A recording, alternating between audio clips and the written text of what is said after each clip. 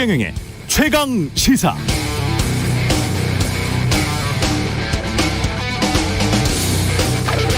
뭔가 걸리거나 그랬을 때 사회가 모든 게 다 완벽하고 공정할 수는 없어.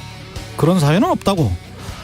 그런데 중요한 건 뭐냐면 국민들이 볼 때 공정한 척이라도 하고 공정해 보이게라도 해야 돼. 그 뜻이 뭐냐? 일단 걸리면 가야 된단 말이야. 그리고 적어도 걸렸을 때 아니 그럴 수도 있지 하고 성내는 식으로 나오면 안 되거든. 그렇게 되면 이게 정글의 법칙으로 가요. 제가 방금 읽어드린 내용은 2년쯤 전 한동훈 검사장이 채널A 기자에게 한 말입니다. 모든 게 다 완벽하고 공정할 순 없어. 그런데 중요한 게 뭐냐면 국민들이 볼 때 공정한 척이라도 하고 공정해 보이게라도 해야 돼. 이 빠른 소리죠. 그래서인지 한동훈 법무부 장관 후보자는 자신의 휴대폰 비밀번호를 끝까지 보호했고 어렸을 때부터 받았던 용돈 등을 모아 강남 아파트를 샀다고 주장했고 자신의 딸과 관련된 의혹 기사를 쓴 기자들을 고소했고 관련된 의혹들을 부인했고 관련된 인터넷 기록은 사라졌습니다. 일단 걸리면 가야 된다. 아니 그럴 수도 있지 하고 성내면 안 되거든. 그렇게 되면 이게 정글의 법칙으로 가요 라고 입바른 소리 했던 한동훈 법무부 장관 후보자, 그에 대한 국회 인사청문회는 오늘 열립니다. 네, 안녕하십니까. 5월 9일 세상에 이익이 되는 방송 최경영의 최강시사 출발합니다. 저는 KBS 최경영 기자고요. 최경영의 최강시사 유튜브에 검색하시면 실시간 방송 보실 수 있습니다. 문자 참여는 짧은 문자 50원, 긴 문자 100원이 드는 샵9730 유튜브 콩 어플도 많은 이용 부탁드리고요. 오늘 인터뷰 더불어민주당 경기도지사 후보로 선출된 김동연 전 대표 부총리 만나보고요. 그리고 인사청문회 전국 국민의힘 김용태 최고위원과 이야기 나눠봅니다.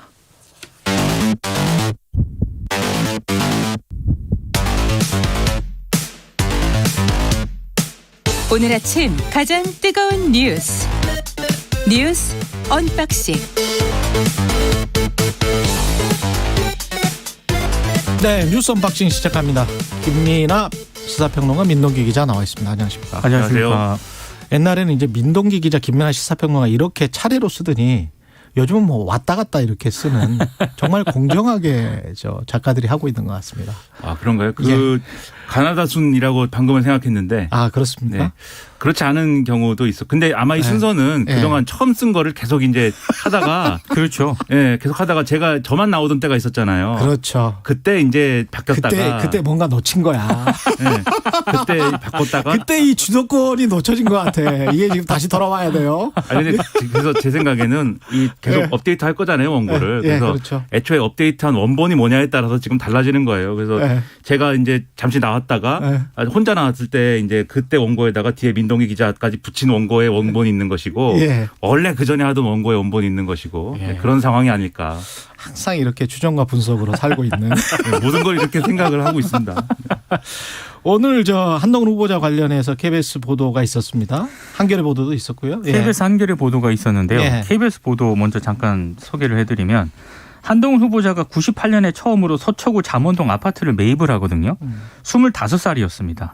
사법연수원 수료 한 달 만인데 이 아파트는 서울 거주 무주택 세대주만 조합원이 될 수 있는 지역주택조합 아파트였습니다. 근데 문제는 당시 한동훈 후보자가 조합원 자격이 없었다는 거고요.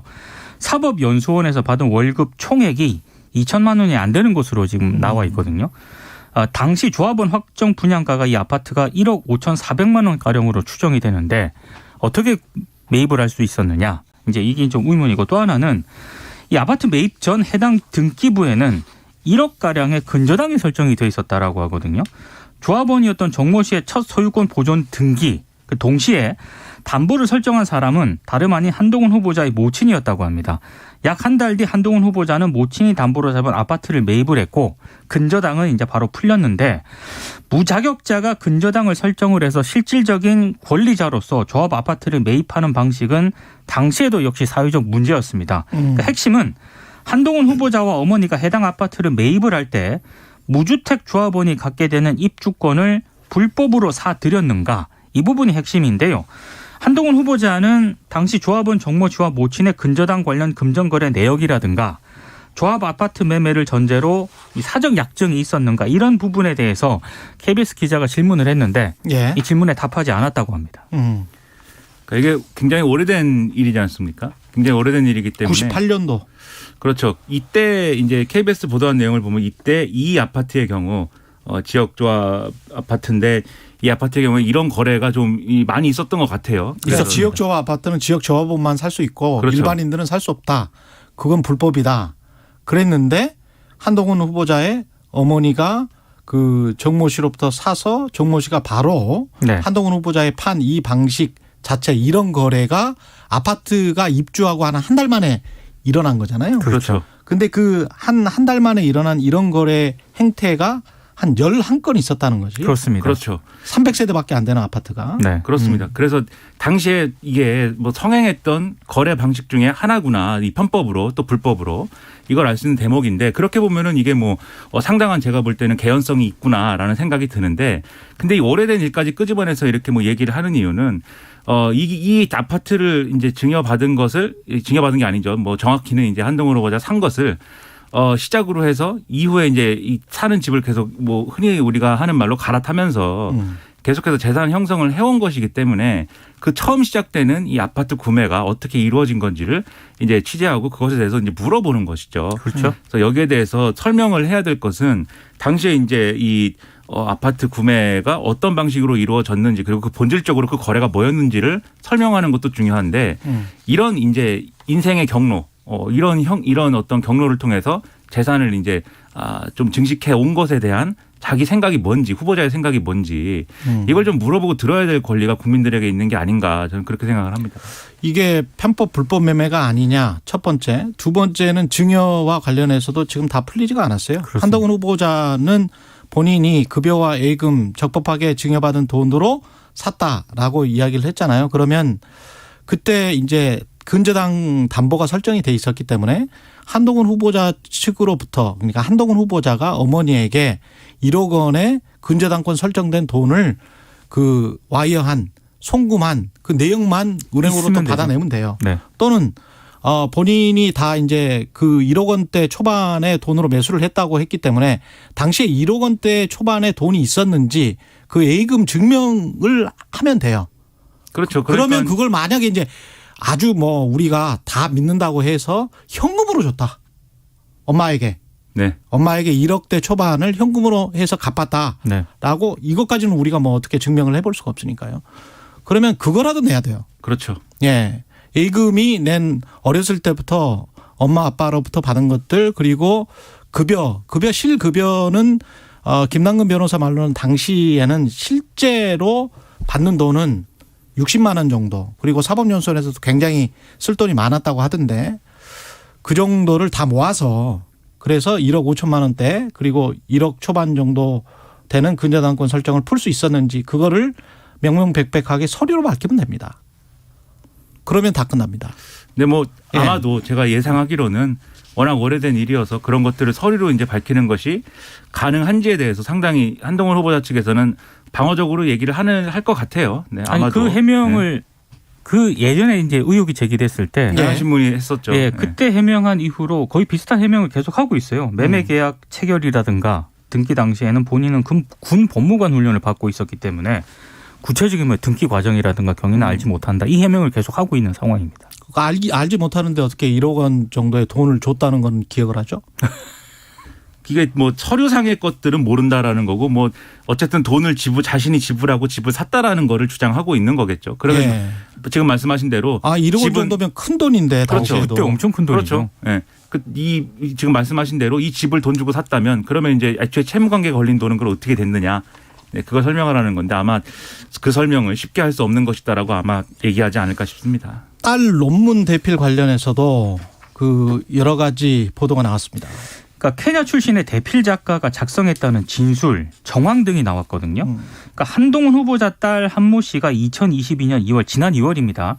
전 세계 사회과학 분야 학술 논문 데이터베이스에 4쪽짜리 논문을 등록을 했는데 여기 그 문서 정보가 있지 않습니까? 이걸 보면 집필 날짜가 2021년 11월 11일 그리고 지은이가 벤슨으로 되어 있다고 합니다.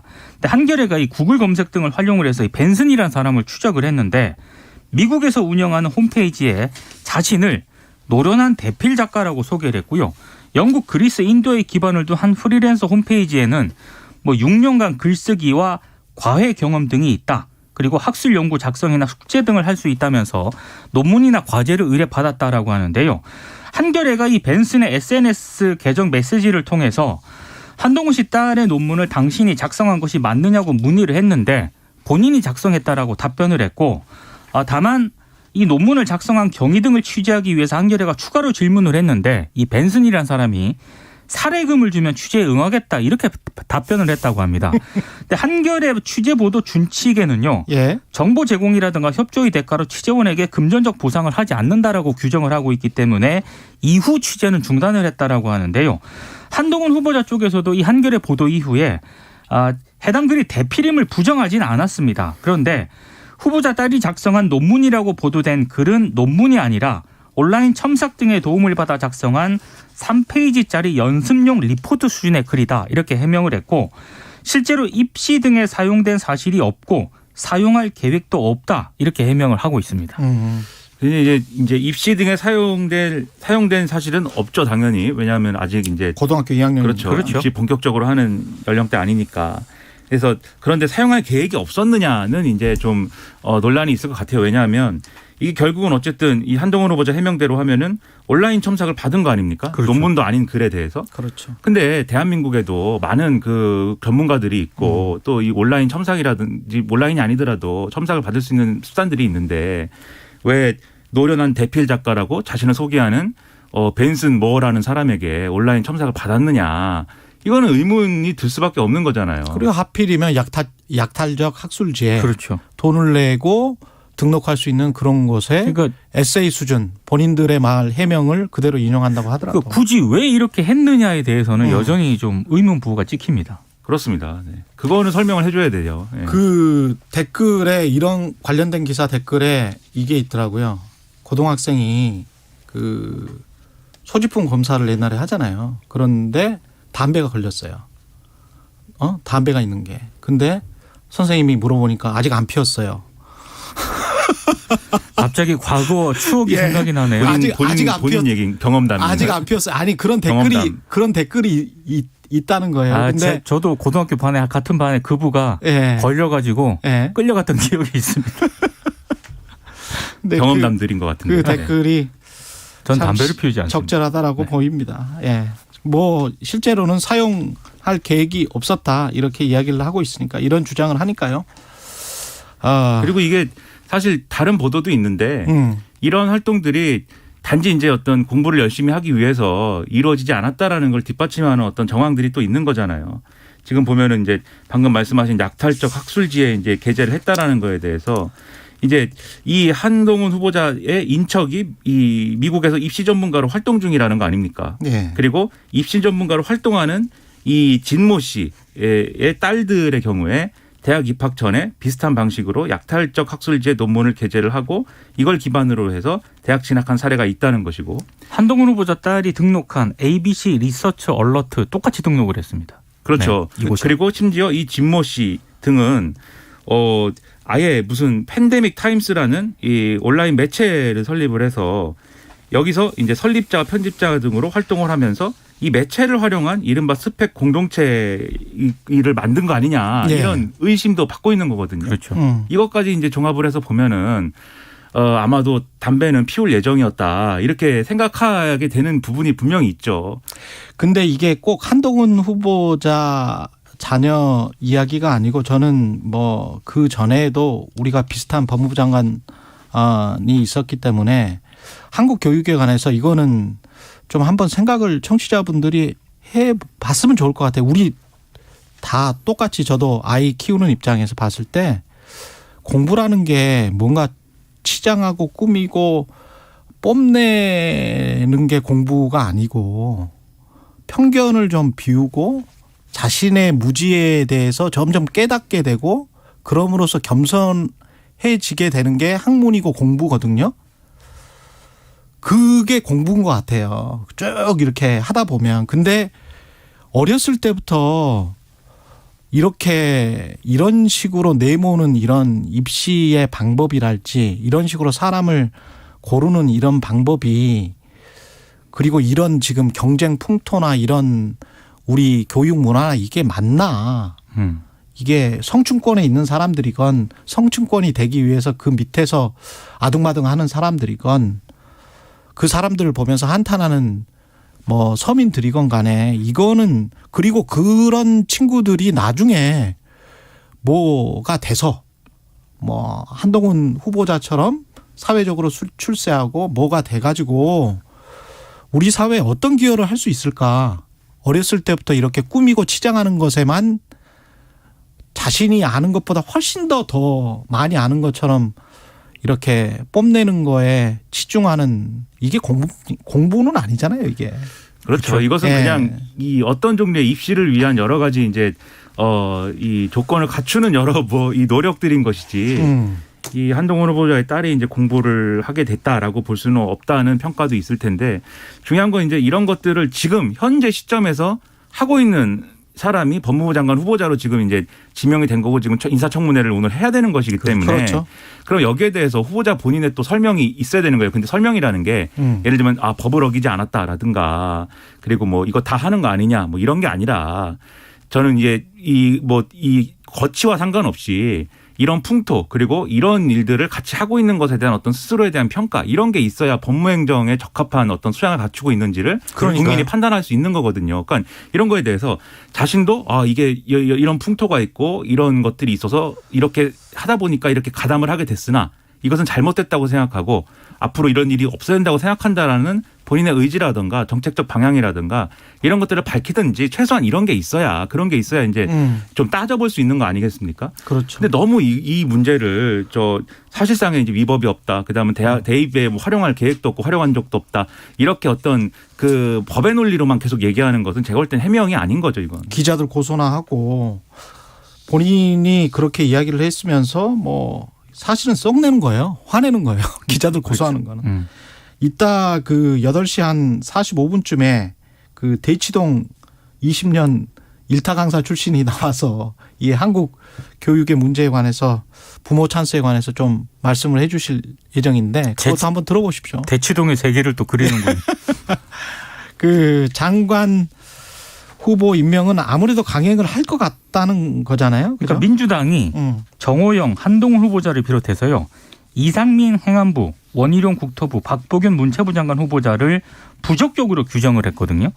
지금 당선인 쪽에서는 이 후보에 더해서 박진 외교부 장관 후보자, 이종석 국방부 장관 후보자에 대한 인사청문 보고서를 오늘까지 재송부해달라고 요청을 했습니다. 그러니까 임명을 강행하지 않겠느냐라는 어떤 전망이 나오고 있는데 일단 이들 후보자 임명 여부는 결국 한덕수 국무총리 후보자 국회인준과 직결될 가능성이 굉장히 높은 그런 상황이고요.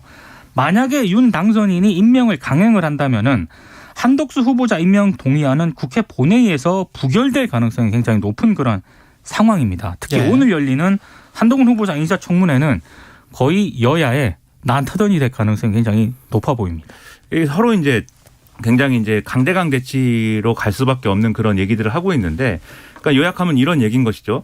윤석열 당선인 측은 그러니까 한덕수 총리 후보자 인준을 민주당이 거부하고 있기 때문에 그럼 우리도 무슨 뭐 이런 뭐 협상이나 이런 게 아니고 다 문제가 되는 장관들까지도 다 임명 강행할 것이야. 이제 이런 분위기인 것이고, 민주당은 아니 문제가 되는 장관 후보자들을 제외하지 않으면 한덕수 총리 후보자 인준도 불가능한 거 아니냐 뭐 이런 분위기라는 건데, 근데 이거를 대놓고는 얘기를 못 해요, 지금. 그렇죠. 민주당도 이게 뭐 한덕수 총리 후보자 인준을 가지고 우리가 장관 후보자 뭐 이거 거래하는 건 아니다 이렇게 얘기를 하고 있고, 윤석열 당선인 측도 마찬가지인데, 근데 이게 제가 볼 때는 뭐 오늘 이제 박병석 국회의장 주재로 뭐 중재도 해본다고 하고 하는데, 제가 볼 때 완전히 뭐 끝까지 가는 거냐 이렇게 뭐 이럴 가능성이 지금 높아 보이지만 그렇지 않을 가능성 아직도 남아 있다고 봅니다. 그래서 예를 들면은 쟁점이 되는 건 결국 정호영 후보자하고 한동훈 후보자인 것 같아요. 한동훈 후보 결국은 이제 협상이라는 거는 어쨌든 협상 테이블은 있는 거나 다름없는 상황이 지금 돼버렸고, 그 협상 테이블에서 정호영 후보자 정도는 뭐 좀 이 지명을 안 할 수도 있지 않느냐라는 거 하나 하고, 그다음에 한동훈 후보자는 좀 빼줘야 되는 거 아니냐 이 지명에 대해서, 이게 쟁점일 것 같은데, 근데 여기에 대해서는 서로 지금 양보할 의사가 없는 듯이 보이기 때문에 그게 문제인 것 같고, 아무래도 한덕수 총리 인준 투표 자체는 그래서 장기화 될 수밖에 없는 거 아닌가 싶습니다. 그렇게 되면은 예. 이제 한간에서 얘기하는 김부겸 국무총리가 추경호 부총리 겸 기획재정부 장관 제청까지만 역할을 하고 물러나고 이후에 장관 후보자들은 추경호 부총리가 이제 제청하는 그런 방식으로 일단은 이제 반쪽 내각이라고 평가가 되는 그런 방식의 어떤 내각을 꾸리지 않을까라고 지금 예상들을 하고 있는 거죠. 예. 그리고 이제 지방선거가 완전히 대통령 선거 비슷하게 돼버렸습니다. 이재명 개항을 안철수 분당갑 출마를 한다고 합니다. 그러니까 이재명 민주당 상임고문이 인천 개항을 국회의원 보궐선거 출마를 공식 선언을 했는데요. 어제 기자회견 가졌거든요. 대선 후에 현관문으로 나와본 게 4번째다. 어제가 4번째였다고 합니다. 이 고문은 대선 결과의 책임은 자신에게 있다면서 책임지는 길은 어려움에 처한 당과 후보들에게 조금이나마 활로를 열어주는 것이라고 생각한다 이런 얘기를 했고요. 특히 개항을 같은 경우에는 인천의 실리콘밸리로 만들겠다라고 밝혔고 오늘 계양구로 이사를 한다고 하거든요. 예.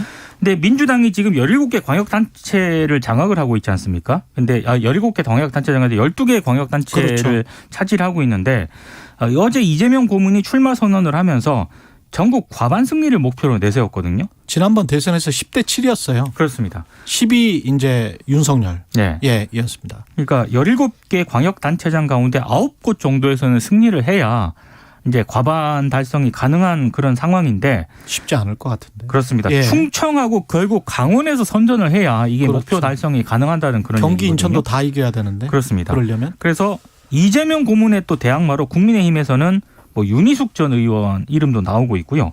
그리고 최원식 전 의원이라고 원래 민주당 소속이었다가 민주당을 탈당한 그런 분이 있는데 최원식 전 의원 같은 경우에는 이재명 고문하고 사법연수원 동기라고 합니다. 그래서 이 대항마를 2명의 이름이 지금 거론이 되고 있는 상황입니다. 뭐 일부 언론 보도에는 뭐 다른 이름도 거론이 됐는데 뭐 아니라고 하니까 그렇죠. 그건 이제 뭐 됐는데 그러니까 이게 이재명 고문도 그렇고 안철수 위원장도 출마 선언했는데 마찬가지로 분당갑에 출마를 하면서 이 지방선거 승리 필요성을 얘기를 하고 있어요. 다만 이제 연고에 대해서는 이제 이재명 고문이 여기 나가는 거 개항을 해 나가는 거는 연고가 없고 안철수 위원장은 본인이 이제 어쨌든 분당갑에 안내를 만들었기 때문에 그것이 연고이다라고 얘기하고 있지만 사실 두 분 다 뭐 별로 명분이 없어 보이는 거는 분명한 사실이에요. 보궐선거 출마에 대해서는. 근데 이걸 뒤집어 얘기하면은 선거 결과에 대해서 책임들을 져야 되는 입장에 지금 된 겁니다. 그러니까요. 나중에 정당의 역학관계랄지 정치 지형에도 큰 변화가 있을 것 같습니다. 그렇죠. 특히 이재명 고문은 수도권 성적이 바로 이 이재명 고문의 앞으로의 이제 진로하고 직결될 수밖에 없는 게 그래요. 지금 경기도는 이재명 전 지사의 후광으로 선거할 것이다라고 하는 거죠.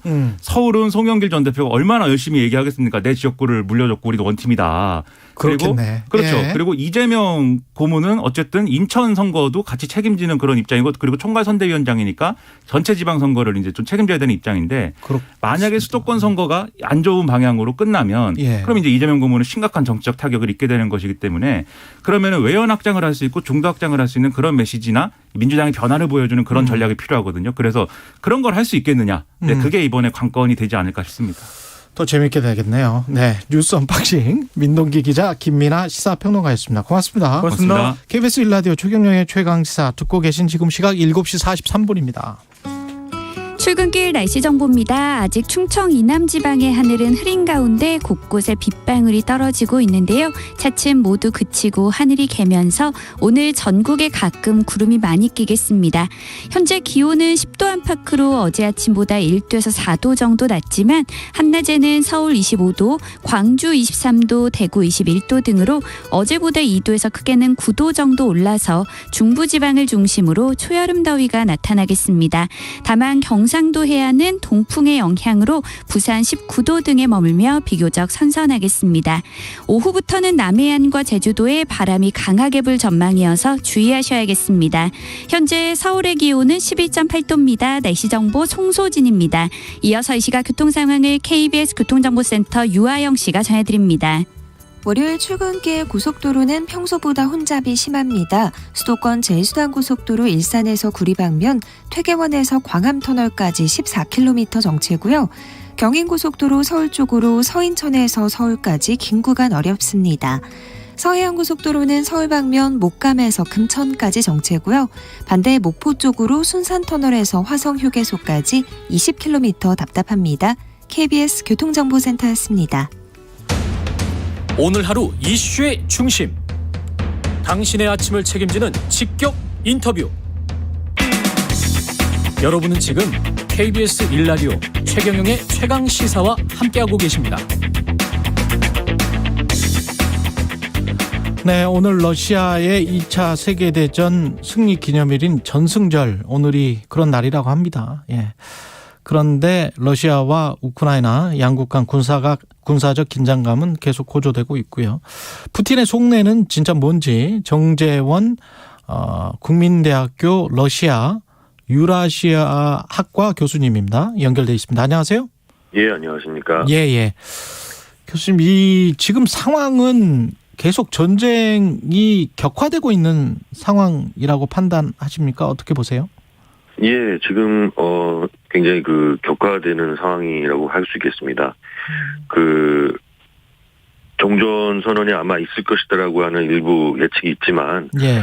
반대로 전면전을 선언하거나 대대적인 공격이 있을 거라는 주장도 이제 만만치 않은데요. 예. 제 생각으로는 이제 현재 돈바스 지역을 넘어서 지금 장악하고 있는 남부 흑해 연안지는 을 바탕으로 계속 이제 민간인 사상자 모두 나치가 민간인으로 위장하고 있다 이렇게 선전하고 있는 상황에서 이 지역에서 소위 나치로부터 해방이 이뤘다는 식으로 이제 점령을 정당화하는 그러한 정도로 아마 마무리되지 않을까 이런 생각도 좀 하고 있습니다.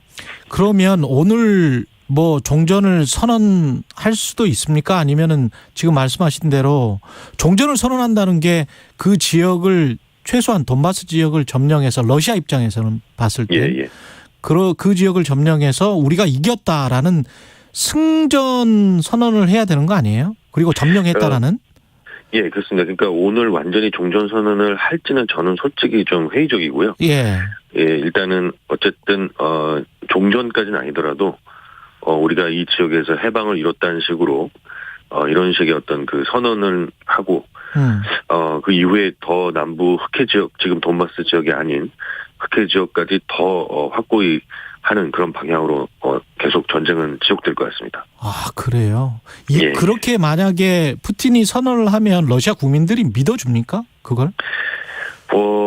일단 지금 모든 언론이 완전히 장악돼 있는 상태에서요. 예. 아무래도 많은 국민들은 이런 부분에서 이미 오랫동안 사실은 수십 년 동안 이어져온 그런 선전 속에서 아무래도 믿을 수밖에 없는 그런 상황이 있겠습니다. 특히 지금 외부 다른 SNS들이 많이 차단된 상태가 예. 모순적이게도 러시아 국민들한테는 오히려 정부 방송밖에 지금 들을 수밖에 없는 상황이 되다 보니까 그런 부분들이 더 커질 수 있다 이런 생각이 좀 듭니다.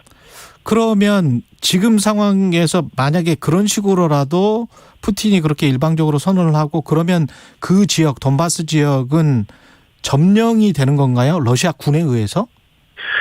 지금 사실 이제 조금 더 제가 강조를 드리면 돈바스 지역뿐만 아니고요. 예.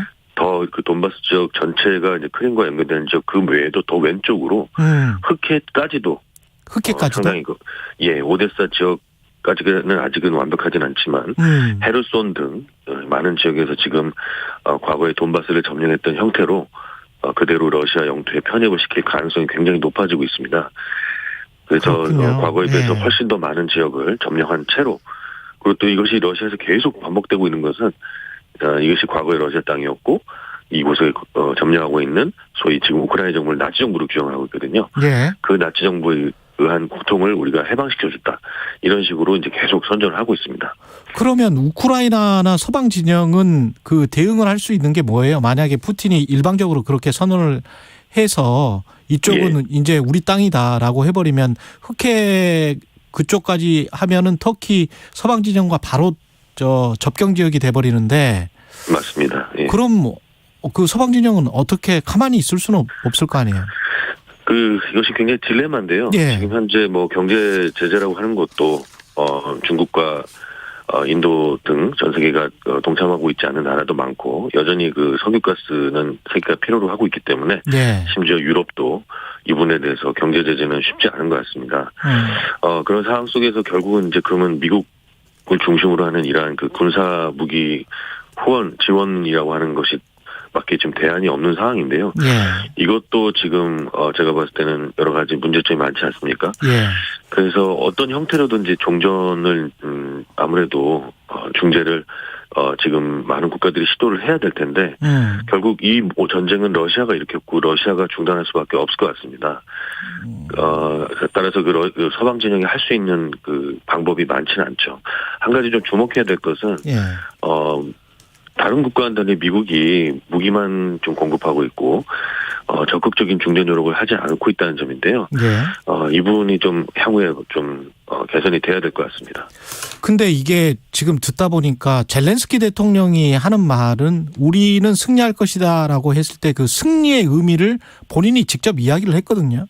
예. 그때 승리는 2014년도에 크림반도 그 러시아가 뺏어간 것까지 되찾는 게 승리다라고 예, 젤렌스키가 맞습니다. 이야기를 했잖아요. 예. 그러면 이거는 크림반도 이상으로 훨씬 더 큰 영토를 지금 뺏기는 건데 그 젤렌스키는 도저히 납득할 수 없을 것 같은데 우크라이나 쪽은. 그렇죠. 그러니까 예. 그 부분은 그냥 어떻게 보면 하나의 프로파간다일 수 있겠죠. 예. 그러나 어찌됐든 확실한 것은 이 전쟁은 러시아가 일으켰고 또 그 이전에 2014년에 어찌되었든 러시아가 우크라이나 땅을 빼앗은 부분이 있습니다. 예. 따라서 우크라이나 입장에서는 반드시 실지 회복이라고 하는 그런 것이 그렇죠. 굉장히 강하고 예. 그것은 단순히 젤렌스키를 비롯한 어떤 지배층의 문제가 아니고요. 전체 우크라이나 국민들의 어떤 문제이기도 합니다. 따라서 그들의 염원이기 때문에 이 부분은 이제 계속 설사 땅을 뺏긴 채로 끝난다 할지라도 끊임없이 어떤 긴장의 핵이 될 수 있는 가능성이 높고 향후 굉장히 불안정성이 높아질 수 있는 그런 토대가 되겠습니다. 따라서 이 크림반도를 비롯한 과거에 빼앗겼던 돈바스 지역 이 지역에 대한 얘기는 단순히 수사를 넘어서 향후 어떤 국제 안보 불안정성의 어떤 최고 지점이 될 것으로 예상이 되고 있습니다. 지금 어제 밤 사이에 질 바이든 여사가 미국의 퍼스트 레이디가 예고 없이 우크라이나를 찾아서 우크라이나의 퍼스트 레이디를 만났고 그다음에 이제 그 석유 같은 경우도 러시아산 석유를 금수 또는 단계적으로 러시아산 석유에 대한 의존도를 낮추겠다라는 G7 정상회의에 결과 발표가 있었고 가즈프롬 뱅크 은행의 이쪽에 임원들의 자산은 동결시키는 근데 가즈프롬 뱅크 이 은행 자체는 또 자산 동결이나 뭐 이쪽까지는 가지는 또 않은 아주 지금 뭐라고 해야 되나요? 그러니까 전면적인 제재도 아니란 말이에요. 이게 지금 그렇습니다. 보면. 예. 사실 석유에 대해서는 그 정도가 얘기가 좀 어느 정도 되고 있지만 예. 가스는 아직 그 어떤 합의도 제대로 이루어지지 않은 상황이죠. 그렇죠. 또 경제 제재만이 또 쉽게 경제 제재가 제대로 작동된 적은 사실 역사적으로 많지 않고요. 그래서 여러 가지로 지금 이 부분은 참 쉽지 않은 그런 상황이라고 할 수 있겠습니다. 그러면 협상할 가능성, 마크롱 대통령이나 이런 유럽에서 그 다리가 됐었던 그런 나라들과 연계해서 우크라이나나 러시아가 어떤 일정 조건의 현재 상황에서 협상할 가능성은 있습니까? 우크라이나도 그렇고 러시아도 그렇고 예. 유럽이 미국이 아니라 유럽이 나서주면 더 모양새는 좋은데요. 예. 그러나 이 전쟁의 가장 핵심적인 한 당사자인 미국이 나서는 것, 미국이 나서서 중재를 하고 그러한 모습이 훨씬 더 중요한 것 같습니다. 유럽 역시도 그러한 노력을 많이 하고 있지만 예. 아직 푸틴을 비롯한 러시아의 강경파 지도부들은 별 큰 성과는 없는 상황이 되겠습니다. 푸틴은 체면 때문에 그 도저히 국내에서 뭐 뭔가 승리를 이야기를 하면서 빠지더라도 빠져야 될 것 같고 미국의 바이든 대통령도 마찬가지 상황 아닙니까 지금 상황이? 그렇습니다. 예. 그래서 지금 바로 어쨌든 이 전쟁을 시작한 건 러시아고요. 그렇죠. 러시아에게 퇴로를 열어주는 게 중요한데 제가 봤을 때는 이제 핵심은 바로 이것입니다. 아까도 계속 강조했지만 예. 크림과 돈바스 지역을 넘어서 더 많은 지역을 러시아가 지금 차지를 했고 그것을 과연 어떻게 인정을 할 것이냐 아닐 것이냐 그런 부분에는 이제 가장 첨예한 대립이 있을 것이고 러시아 입장에서는 이것마저도 만약에 없다면 언젠가 드러날 텐데 자신들의 그 피해라든지 그렇죠. 그러한 피해까지 각오하면서까지도 이런 부분까지도 얻지 못하고 만약에 후퇴한다면 아마 그 러시아 그 엘리트 러시아 지배 집단 내에서도 반발이 굉장히 심할 것입니다. 따라서 굉장히 지금 양쪽 모두 양보할 수 없는 그런 정말 극단의 대립까지 와 있다 이렇게 좀 볼 수 있을 것 같습니다. 혹시 푸틴이 뭐 핵무기 사용이랄지 이런 극단적인 수단까지 동원할 가능성은 없겠죠? 어떻게 보세요? 글쎄요. 저는 그 부분은 거꾸로 항상 우리한테 잘 안 알려져 있는데 예. 러시아는 항상 이 문제를 거꾸로 서방이 자신들에게 핵 위협을 한다고 이렇게 선전하고 있거든요. 그래서 약간은 국내 여론용도 있습니다. 결국 자신들이 이렇게 핵 위협을 하는 것은 서방에 대한 어떤 위협이라기보다는 거꾸로 서방이 자신들을 위협을 하기 때문에 이렇게 얘기하는 것이다 하는 건데요. 실제 사용 가능성은 저는 없다고 보고 실제 만약에 사용을 한다면 예. 그것이 현재 자신들의 지배층 뿐만 아니라 러시아 전체 대중한테도 큰 영향을 미칠 수 있기 때문에 예, 절대로 그런 부분은 없을 것이다. 네. 없을 것이다. 그렇게 좀 생각하고 싶습니다. 정재원 국민대학교 러시아 유라시아 학과 교수였습니다. 고맙습니다. 예. 이번 정류소는 상무라인 대주입니다. 다음 정류소는 5.18 자유공원입니다. 2022 KBS 연중기획 기억을 기록하다.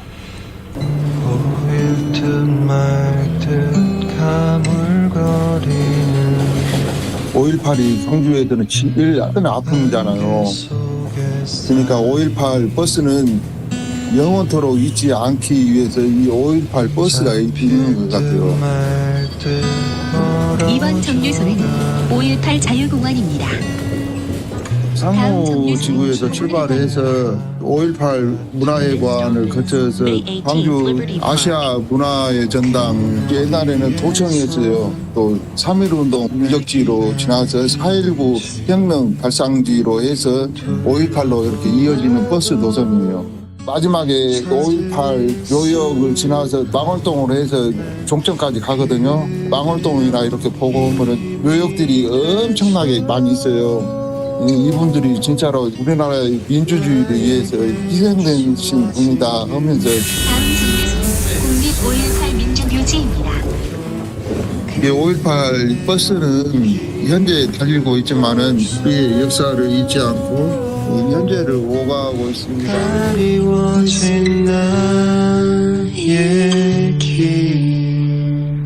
5.18 버스를 운행하는 황희덕 기사님은 기억합니다. 누군가 목숨을 건 희생이 없었다면 누릴 수 없는 지금의 자유. 광주의 아픔에서 출발한 버스는 그들에게 진 빚을 갚기 위해 매일 성묘길을 달립니다. 당신과 대한민국의 기억, KBS가 기록합니다.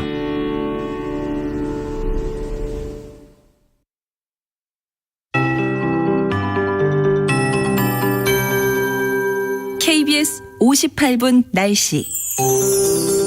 하늘이 일찍 깬 서울 등 중북부 지역은 맑은 하늘이 드러났습니다. 하지만 아직 충청 이남 지방은 흐린 가운데 남부 일부 지역에 빗방울이 떨어지고 있는데요. 차츰 모두 그치고 구름이 걷히겠습니다. 어제는 종일 서늘했는데요. 오늘은 낮 기온이 어제보다 2도에서 크게는 9도가량 오르면서 중부 지방을 중심으로 낮 동안 조금 덥게 느껴지는 곳도 있겠습니다. 다만 지금은 10도 안팎으로 어제 아침보다 기온이 1도에서 4도가량 낮아 다소 쌀쌀해서 큰 일교차를 주의하셔야겠습니다. 오늘 예상 낮 최고 기온이 서울 25도, 대전 24도, 광주 23도, 대구 21도 등이 되겠고요. 동풍의 영향을 받는 경상도 해안 지역은 부산 19도, 울진 17도 등에 머물며 낮에도 비교적 선선하겠습니다. 오늘 미세먼지 농도는 전국이 좋음 단계를 보이며 공기가 깨끗하겠는데요. 낮 동안 볕이 강해서 호흡기와 눈에 해로운 오존 농도가 인천과 경기 남부, 충청도와 대구는 나쁨으로 오르는 곳이 있겠습니다. 한편 오후부터 남해안과 제주도에는 바람이 무척 강하게 불 전망이어서 주의하셔야겠습니다. 현재 서울의 기온은 13.4도, 습도는 78%입니다. KBS 58분 날씨 송소진입니다.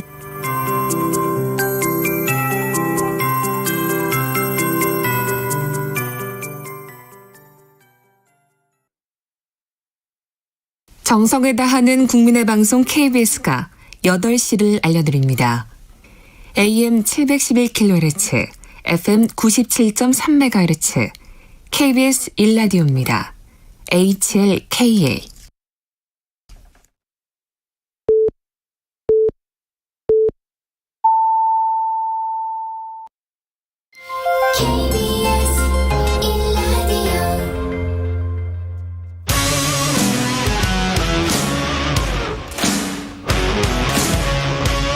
오늘 하루 이슈의 중심 최경영의 최강 시사. 네, 20여일 앞으로 다가온 6일 지방선거 열기 갈수록 뜨거워지고 있습니다. 지방선거 후보 릴레이 인터뷰 대선 2라운드로 불리면서 가장 뜨거운 격전지로 떠오른 경기지사 선거. 지난주 국민의힘 김은혜 후보에 이어서 더불어민주당 김동연 후보 만납니다. 안녕하세요. 네, 안녕하세요. 김동연입니다. 예, 지난 주말부터인가요? 이 SNS에서 네. 떡부. 오. 네. 예, 이게 그 캐릭터죠? 부캐입니까? 요즘 말로? 네, 그렇습니다. 캐릭터죠. 예. 그게 어떤 의미인가요? 이게 이제 똑똑한 부엉이라는 뜻이라고 하고요. 예. 네. 이제 저를 상징화를 시켰는데 예. 그 지지자분께서 직접 제작해서 보내주셨어요. 아, 그래요? 그래서 뭐 일 잘하고 예. 문제 해결 능력이 있는 똑똑한 부엉이다 이런 의미로 만드셨다고 합니다. 예. 네, 고맙게 생각하고 있습니다. 감사합니다. 그걸 이제 공식 캐릭터로 쓰실 예정이고 선거에 활용하실 예정이고 그렇군요. 예. 예, 이게 저희 캠프관이 지지자분이 보내주셨는데 그 아주 친근함이 있어서 저희가 잘 활용해볼까 생각하고 있습니다. 그렇군요. 일단 네. 뭐 경기도가 최대 격전지다 여론조사가 왔다 갔다 합니다. 다 예측 네, 불허라고 하는데 그렇게 느끼십니까? 어떠세요? 판세는? 네, 이제 현장을 많이 다녀보면은 그 기대감을 많이 표시하는 것 같습니다. 오랜 국정 경험으로 민생 회복이라든지 경기도가 이제 산적한 여러 현안들을 푸는데 그 적당한 사람이다 하는 그 기대를 많이 받고 있고 예. 또 말꾼보다는 일꾼이 필요하다 하는 얘기를 좀 많이 하시는데 이제 뭐 오늘 또 내일 또 새 정부 이제 출범하게 되면은 또 여러 가지 이제 지형상 이제 쉽지 않은 상황이 또 올 텐데 열심히 해서 반드시 이기도록 하겠습니다. 그렇군요. 그 당선인이 경기도 방문회에서 김은혜 후보랑 이렇게 브리핑도 하고 그랬었지 않습니까? 네, 그렇습니다. 이 어떤 입장이신지 경기도 선관위에 고발하기도 했던데요, 민주당이. 네, 뭐 당에서 고발을 했더라고요. 예. 저도 명백한 이건 선거법 위반, 정치적 중립 위반이라고 생각을 합니다. 특히 이제 문제가 되는 게 그 뭐 당선인이 뭐 다니는 거가 그 또 문제가 될 수 있지만 후보를 대동을 했다고 하는 것, 예. 또 여러 그 민생 현장 내지는 그 프로젝트 이렇게 보고받는 자리에서 중앙부처 뭐 고위공무원들이 와서 이제 보고하는데 예. 그 후보들을 또 배석을 시켰거든요. 이거는 뭐 이 선거에 영향을 미치는 의도가 명백하다 이렇게 생각해서 선거법 위반 또 선거 중립 위반이라고 저희는 생각합니다. 예, 당선인은 브리핑을 받을 수 있지만 후보까지 간 거는 문제가 있다. 네, 후보까지 뭐 대동을 했고 또 예. 배석을 또 시켰거든요. 그리고 예. 보고를 중앙부처 뭐 국장인지 실장인지 하는 분들이 하는 자리에까지 배석시킨 거는 명백한 그 선거에 영향 미치는 의도가 있다 이렇게 봅니다. 예, 지난번 대선과 비슷한 이름들 이재명, 안철수, 김동연 뭐 이렇게 나왔어요. 네, 네. 네, 그렇습니다. 이재명 고문이 인천 개항을 하고 안철수가 이제 분당갑 한다고 하는데 네. 어떻게 보세요? 민주당 안에서도 이재명 고문의 개항을 출마에 관해서 여러 가지 의견들이 있었던 것 같은데. 네. 아무래도 이제 뭐 윤석열 당선자가 이제 대통령 취임하게 되면서 그동안 인수했던 걸 보면 그 오만과 독주가 이제 있을 것 같다고 예상을 하고 있거든요. 예. 그렇기 때문에 이번 지방선거에서 그 윤석열 정부를 견제하는 그런 그 민주당이 반드시 그 이겨야 된다 이렇게 생각을 하고 있고 특히 수도권이 중요하지 않겠습니까? 예. 이재명 고문이 이제 그 수도권 또 나아가서는 전국 지방선거에 그 힘을 좀 보태면서 승리의 견인을 좀 하겠다 하는 그런 취지로 생각을 하고 있고요. 예. 저는 뭐 개인적으로는 이재명 고문과 지난 대선에서 이 가치 연대를 그 했기 때문에 그와 같은 이 정치 교체나 국민 통합의 가치를 그 함께 또 추진하고 확인하는 뭐 계기가 됐다 이렇게 저는 평가하고 있습니다. 경기도지사 선거 하시는데 좀 도움이 되리라 이렇게 보세요? 네, 뭐 저 이재명 지사가 이제 총괄 선대위원장을 그 맡았기 때문에 열심히 이제 저를 비롯한 수도권 또 전국 지방선거에 힘을 보탤 거라고 생각을 하고 함께 또 시너지 효과를 내도록 최대한 노력을 해야 되겠죠. 예. 국민의힘에서는 이제 불체포 특권을 얻겠다는 방탄용 출마다. 대장동 있는 분당을 피해서 강세적인 인천 계양을로 간 것도 문제다. 뭐 이런 비판을 한단 말이죠. 이런 논리는 네. 어떻게 듣고 계십니까? 저는 뭐 그렇게 생각하지는 않고요. 네. 뭐 이번에 뭐 그 수사권이나 기소권의 분리라든지 등등 이런 것들도 그렇게 해석들을 하시는데 어차피 그 대통령 새로 취임을 하게 되면 수사권, 검찰권 모두 다 윤석열 정부의 검찰이고 수사 담당하는 사람들이거든요. 예. 그렇기 때문에 이거를 그 어떤 보호하기 위해서라도 이렇게 보고 있지 않고요. 아무리 뭐 국회의원이라고 하더라도 그 명백하게 만약에 검찰과 수사에서 이렇게 하게 된다면 그 거기에 따라서 명명백백하게 결과가 나올 것이고 또 면책특권이나 뭐 불체포특권 때문에 그 보호막으로 그 안에 들어가려고 하는 의도를 뭐 지난 대선 후보 그 유권자의 과반수 표를 얻은 대선 후보가 그런 생각에서 했다고는 생각하지 않습니다. 예. 그 안철수 전 인수위원장의 분당갑 출마는 어떻게 평가를 하세요? 글쎄요, 지금 뭐, 김은혜 후보 같은 경우도 사실 출마에 어떤 명분이 있는지 저는 의문이었거든요. 이거는 뭐, 당선자의 입, 또 행정 경험은 전무하고, 또 소위 그 자객공천의 수혜자거든요. 예. 안철수 인수위원장도, 인수위원장을 하면서 이렇게 존재감 없이 이렇게 하셨는데, 국회의원 배지 달기 위해서, 뭐, 안전한 선택을 한 것이 아닌가 하는 측면에서 그다지 명분이 있어 보이진 않다. 이렇게 저는 보고 있습니다. 김은혜 후보 같은 경우는 중앙정부 차원의 이제 지원을 강조를 하지 않습니까? 여당 후보. 네네. 네. 이 부분은 어떻게 반론을 하십니까? 심지어는 뭐 여차하면 용산 집무실 언제 뛰어가겠다 이런 얘기까지 하는 것 같은데. 예. 이 중앙정부와 지방정부는 수평과 협력 관계입니다. 만약에 중앙정부의 지원에만 목을 맨다면 그야말로 천수답 도전이지요.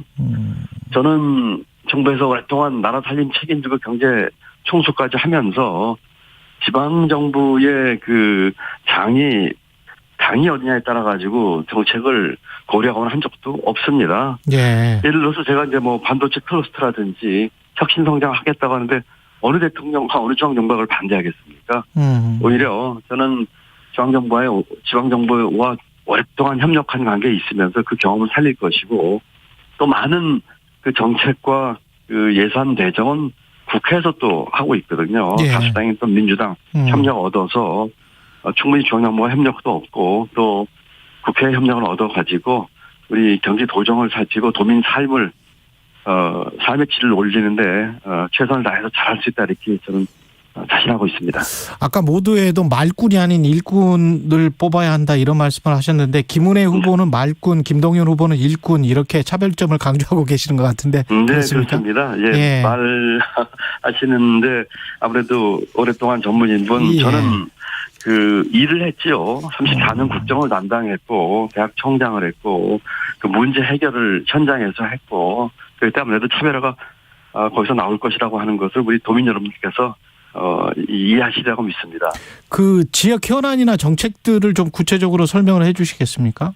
네네. 지금 아무래도 이 경기도의 가장 큰 현안은 저는 부동산 문제, 교통 문제, 그다음에 일자리 문제라고 생각을 합니다. 예. 부동산 문제는 1기 신도시 조속한 해결, 또 반값에 가까운 주택 공급을 통한 청년과 이 신혼부부를 위한 그 대책을 만들고 있고요. 예. 교통은 GTX 그 차질 없는 이행과 확장 또는 신설 등을 통해서 이 서울로 출퇴근하는 도민들 하루에 1시간씩 돌려드리겠습니다 하는 공약을 내세우고 있고요. 일자리를 위해서는 혁신을 통한 성장, 특히 3만 스타트업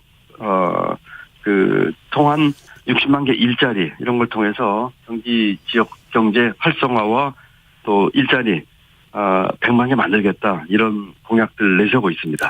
그 주요 아젠다가 지금 김은혜 후보랑 다 비슷한데 부동산 같은 경우 1기 신도시는 어떤 점이 다른지 좀 말씀을 해 주십시오. 김은혜 1기 신도시는 저희는 이제 특별법 그 재정을 통해서 예. 추진하려고 하고 있고 지금 국회에서 이제 민주당이 다수당으로 있기 때문에 예. 국회에서 이제 법 제정에 있어서는 아무래도 그 민주당과 협력할 수 있는 면에서 그 저희가 잘 추진할 수 있다 이런 말씀을 드리고요. 또 일기 신도시뿐만 아니라 또 이 노후 주택들 많이 있습니다. 예. 일기 신도시만 얘기할 것이 아니라 다른 이 노후 이 지역 노후 주택에 대한 문제는 저희가 더 이렇게 균형 잡히게 제시를 하고 있고요. 그밖에 이주 대책이나 이 어르신 대책 이런 문제도 같이 포함시키고 있습니다. 또한 단순한 재건축에 끝나는 게 아니라 이 스타트업 모빌리티 시티를 통한 이 명품 도시를 만들겠다 하는 측면에서도 차이가 있다고 보고요.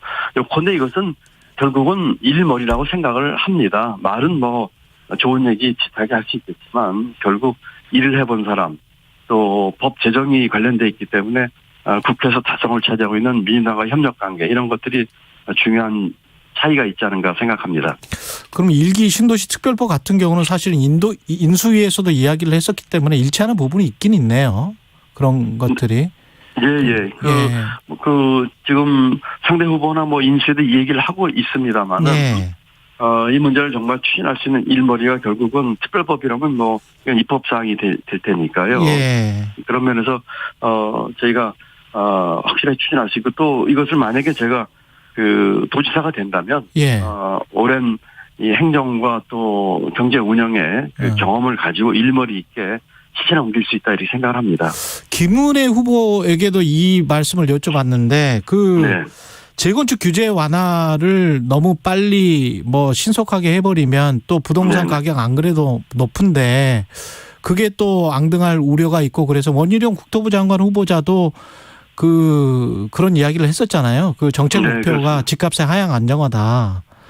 뭐 이런 거를 생각을 해보면 지금 거기에서 재건축 대상 아파트에 사시는 분들은 급할지 모르겠습니다만은 국가 경제 전체적으로 봤을 때는 조금 순차적으로 하는 게 맞지 않습니까?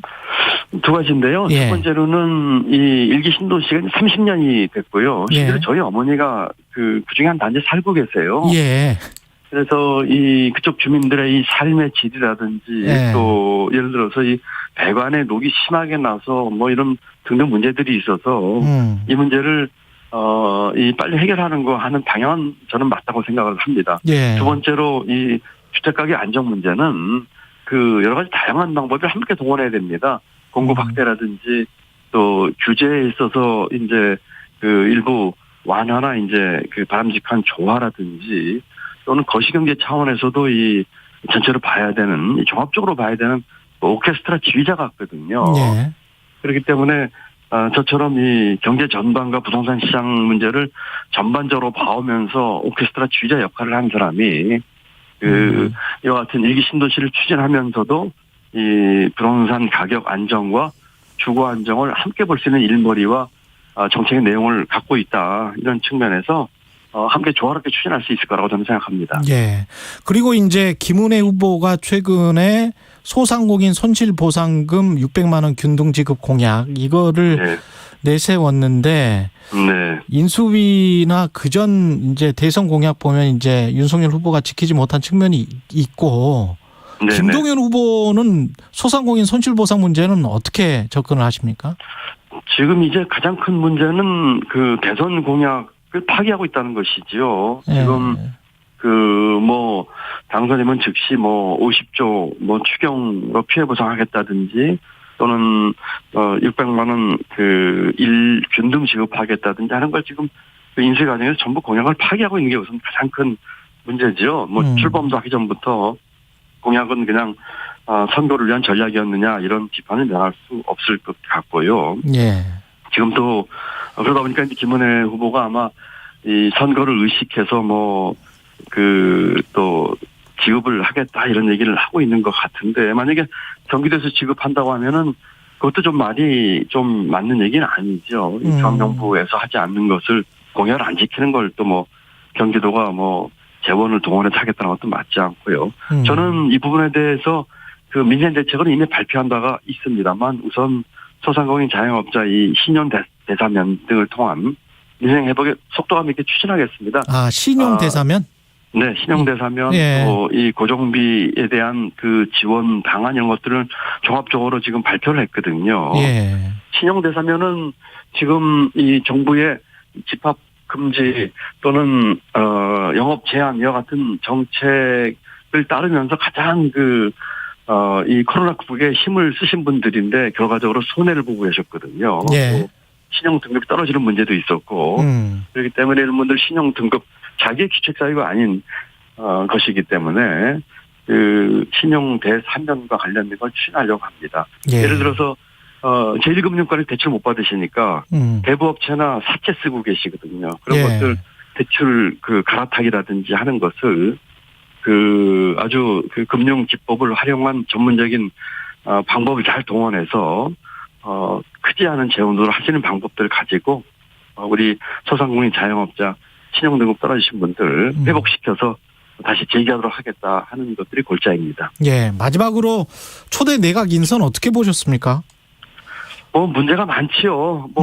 첫 번째로는 역량 부족인 분들 많고, 두 번째는 아빠 찬스, 엄마 찬스, 셀프 찬스 쓰신 분들, 세 번째로는 전관예우 받으신 분들, 이렇기 때문에 사실 기득권의 유지와 확장 또는 기득권 회전론 같은 분들이 많으셔서 이번 청문회 과정에서 한 분 한 분 이 정확한 눈으로 이 검증을 하고 국민들 눈높이 안 맞는 이런 많은 분들 정확한 검증을 해야 된다고 생각을 합니다. 왜 김동연 경기도지사여야 하는지 그걸 마지막으로 말씀해 주시고 끝내죠. 네. 경기도가 바뀌면 대한민국이 바뀝니다. 우선 이 1,400만 인구가 사는 이 경기도에 일해본 사람, 문제 해결 능력인 사람이 있어야 된다고 생각을 합니다. 34년 국정운영, 일해본 사람 김동연이고요. 두 번째로는 이 서민들의 마음을 헤아릴 줄 아는 사람이 한다고 생각합니다. 경기도 천막집 출신으로 그분들과 함께 삶을 살아온 제가 서민들 마음을 헤아리면서 이 공감 능력이 있다고 생각을 하고요. 마지막으로는 청렴과 정직입니다. 오랜 공직생활 하면서 청렴하게 정직하게 했고 전관예우 다 거부했습니다. 이런 측면에서 변화의 중심 경기도에서 일 잘하는 저 김동연이 경기도를 바꾸고 나가서 대한민국을 바꿀 수 있다고 생각을 하기 때문에 성원과 지지를 호소드립니다. 더불어민주당 김동연 경기도지사 후보였습니다. 고맙습니다. 네, 감사합니다. 공정, 공익, 그리고 균형. 한 발짝 더 들어간다. 세상에 이익이 되는 방송. 최경영의 최강시사.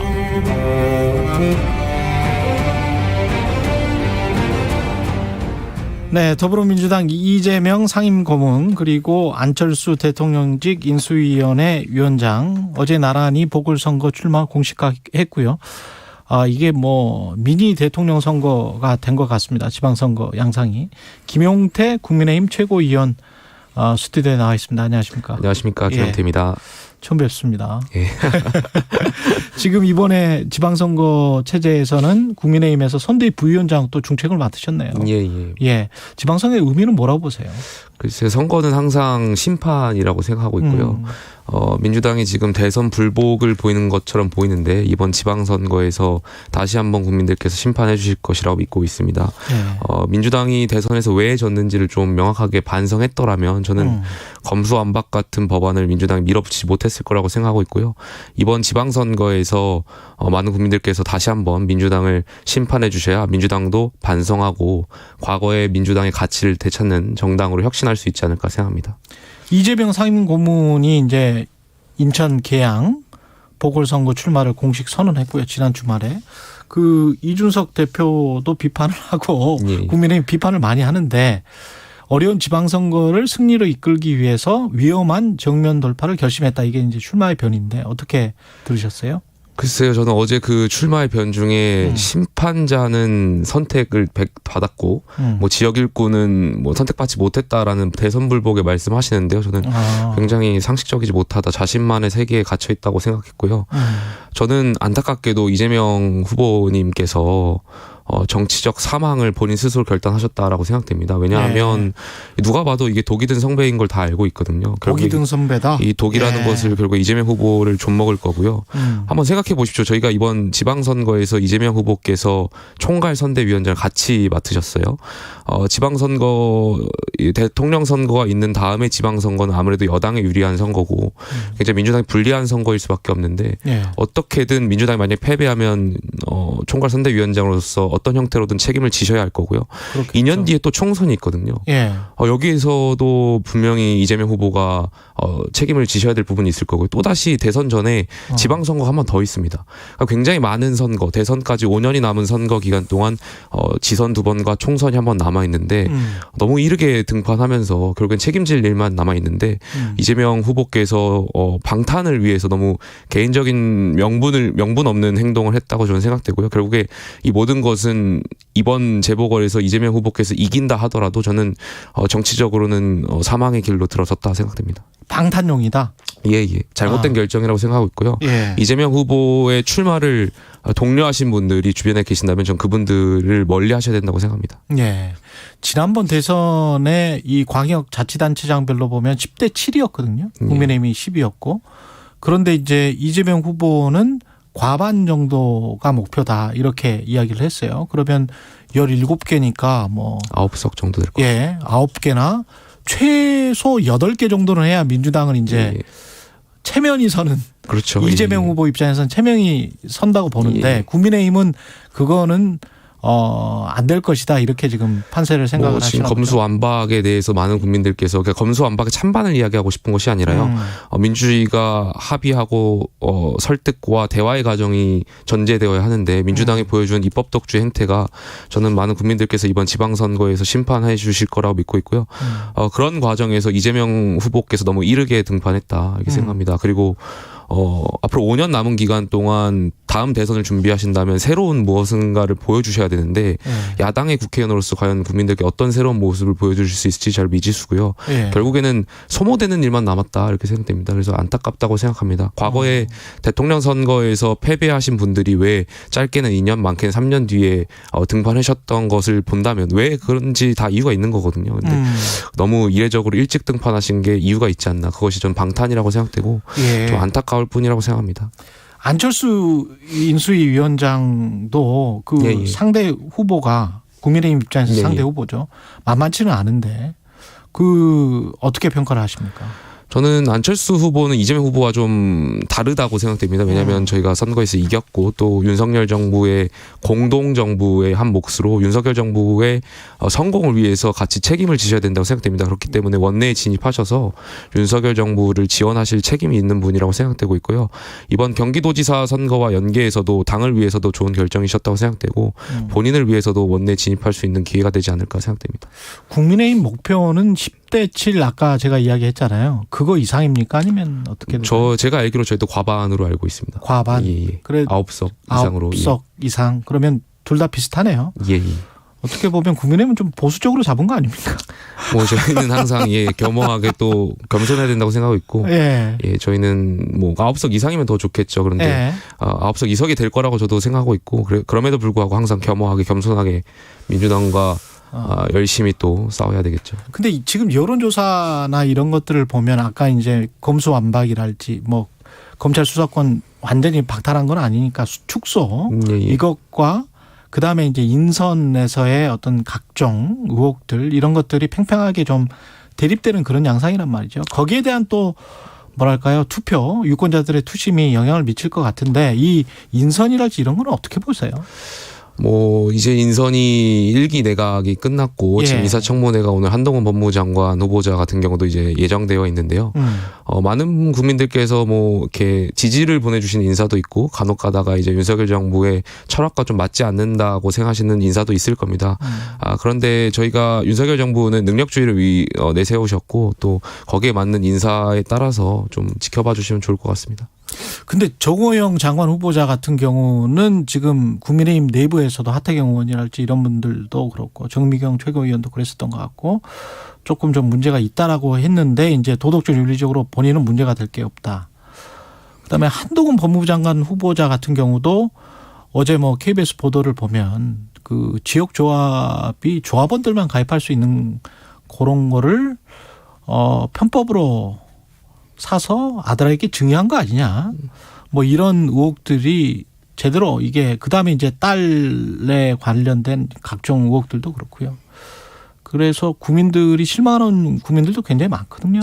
예, 뭐 정호영 장관 후보자 같은 경우는 제가 뭐 국민의힘 지도부에서 첫 비판의 목소리를 냈었고, 그랬었죠. 예, 공개적으로 네. 사퇴하셔야 된다고 아마 한 달 전쯤에 했던 것으로 알고 있습니다. 네. 전 지금도 뭐 생각은 변함없습니다. 정호영 장관 후보자가 가지고 있는 이해충돌의 의혹, 그리고 장관이라는 사회 지도층이 가져야 할 도덕적, 그러니까 굳이 장관 후보자가 이제 경북대학교 병원장을 지내면서 자녀들이 그 관련된 의과대학에 편입돼야만 했는가에 대한 의혹. 저는 여기서 적절하지 않다고 생각하고 있고, 뭐 지금도 그런 생각 변함없습니다만, 어쨌든 인사라는 것은 대통령의 의중이 가장 중요하고 임명권은 존중돼야 된다고 생각하고 있습니다. 그래서 조금 더 대통령의 결정을 좀 지켜봐야 될 것 같고요.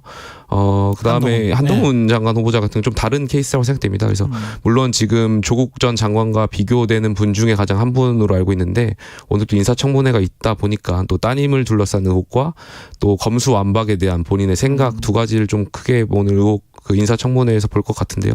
좀 일단 지켜봐 주시는 게 좋을 것 같습니다. 예. 한덕수 총리 후보자에 관해서는 어떻게 생각하세요? 김앤장.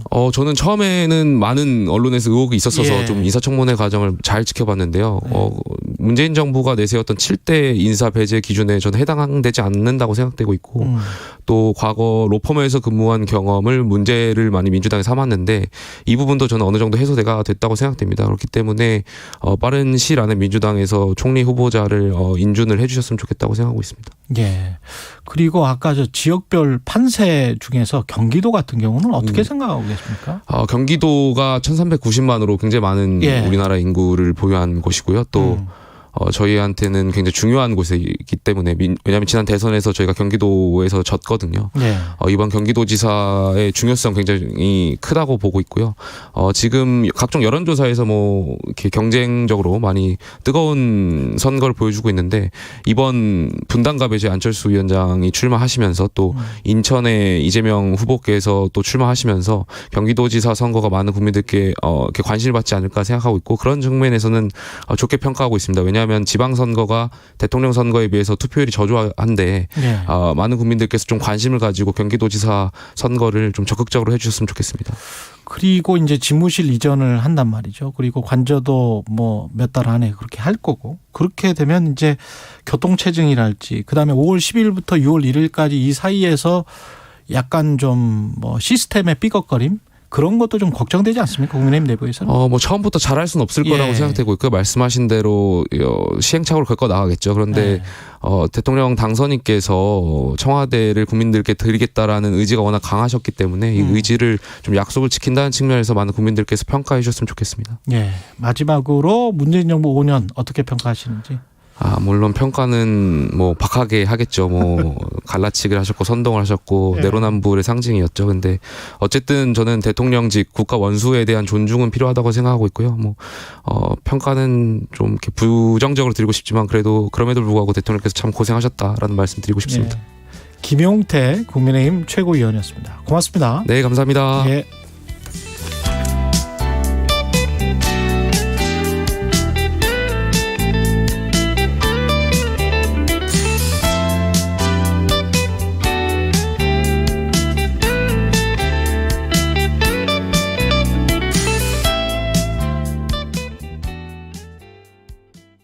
잠시 후 8시 반부터 일부 지역국에서는 해당 지역 방송을 보내드립니다.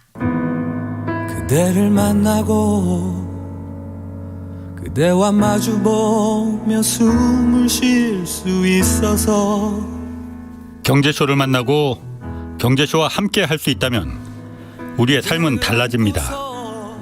오후 4시 5분 홍사훈의 경제쇼, 여러분께 힘이 되어드리겠습니다. 다행이다.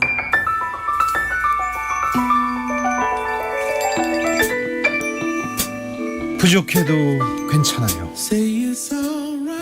실수해도 괜찮아요. 길을 잃어도 괜찮아요. 우리에겐 우리가 있잖아요. 매일 오후 5시 5분 주진우 라이브. 지금 시각은 8시 30분입니다. KBS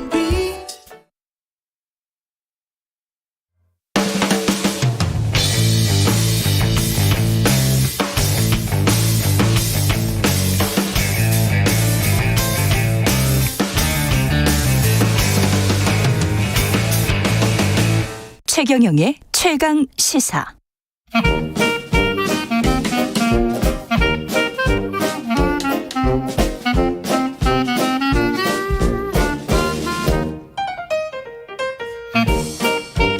네, 최경영의 최강 시사 경제합시다. 월요일은 명쾌한 경제 이야기 해보고 있습니다. 예, 방금 들으셨던 홍사원의 경제쇼 로고송과 함께 KBS 최고의 경제 유튜브 채널 경제한방의 호스트입니다. 박정훈 기자 모셨습니다. 안녕하십니까? 네, 안녕하세요. 예, 미국이 금리 인상을 0.5%포인트 예상했던 대로 했는데 뭐 증시도 하락세가 뭐 심상치가 않고 네. 어떻게 보셨어요? 이 상황 쭉. 이 결과로 보면은 S&P 500 지수는 어쨌든 금리 인상을 한 뒤에 1.2%가 하락을 했는데 4월 동안. 근데 이게 진짜 중요한 건 변동성인 것 같아요. S&P 500 지수가 금리 결정 당일날은 3%가 치솟아 올랐거든요. 맞아요. 그리고 나서 이틀 동안 4.2%가 떨어지면서 1.2% 하락으로 된 겁니다. 그러니까 사실 이렇게 변동성이 심하다는 건 위험 신호기도 하거든요. 게다가 이 나스닥 같은 경우는 뭐 우리나라 일종의 서학개미 이렇게 미국 투자하신 분들은 나스닥 지수에 더 관심이 많으실 텐데요. 금리 결정 당일날 3.2%가 올랐었는데 그리고 나서 이틀 동안 6.3%가 빠졌습니다. 나스닥의 변동성이 훨씬 더 큰 거죠. 6.3%가 빠졌다? 네, 이틀 동안. 네.